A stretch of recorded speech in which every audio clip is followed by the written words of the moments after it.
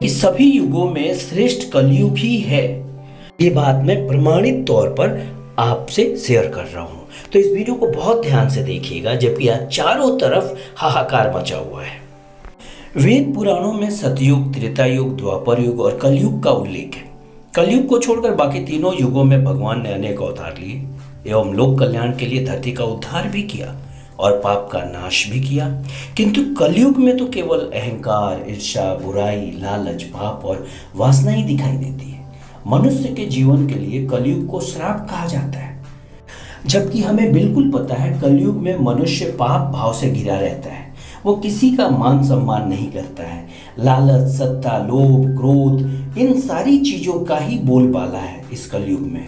फिर ये कलयुग श्रेष्ठ कैसे है? आइए हम जानते हैं कि आखिर इन चारों युग में कलयुग किस प्रकार से श्रेष्ठ है। कलयुग में अगर पुण्य प्राप्त करना है तो मात्र एक दिन के तप से वो आप उतना पुण्य प्राप्त कर सकते हैं जब त्रेता युग में 10 साल लग जाते थे। तो इस तरह व्रत और तप के फल की प्राप्ति के लिए कलयुग से श्रेष्ठ कोई युग है ही नहीं। तो ये मानकर चले कि इस कलयुग में जिसने भी राम का नाम लिया उसका कल्याण होना ही होना है। तो कलयुग से श्रेष्ठ युग कोई युग नहीं है।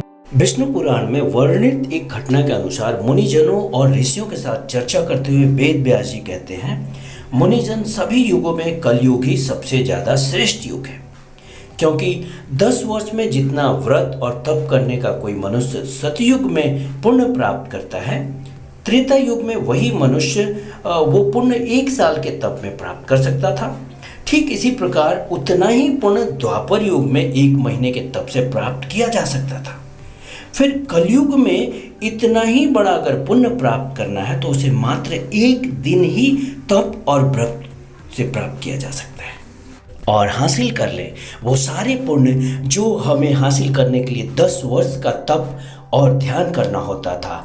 आप हासिल कर सकते हैं इसे 1 दिन में। लग जाए पुण्य कार्यों में, लग जाए भलाई कार्यों में, अहंकार को त्याग दे, प्रेम से लोगों के साथ व्यवहार करें। युग में जितना ही हम धर्म करेंगे उतना ही हमारा पुण्य बढ़ेगा। सो पुण्य करने के लिए ये युग बहुत ही श्रेष्ठ युग है।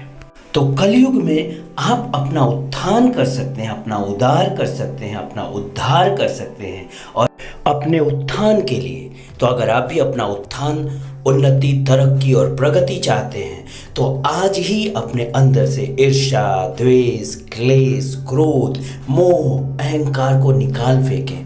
हालांकि देखा जाए तो कलयुग का कालखंड सबसे छोटा माना गया है और माना जाता है कि कलयुग में भगवान विष्णु का 10वां अवतार होगा, जिनका नाम कलिक होगा।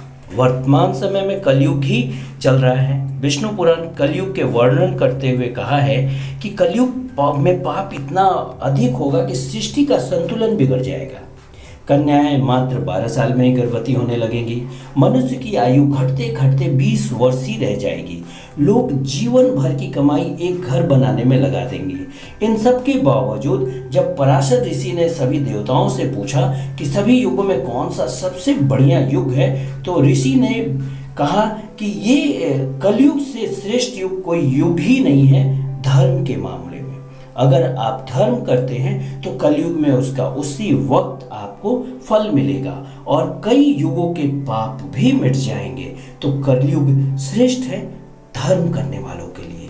तो दोस्तों आज के लिए इतना ही। इसी प्रकार की जानकारी अगर आपको चाहिए तो हमारे चैनल को सब्सक्राइब कर लें। मैं समय समय पर एक ना एक अच्छा अपडेट आपके लिए लेकर आते रहता हूं और आप देखते रहें हमारा ये channel. Thank you so much.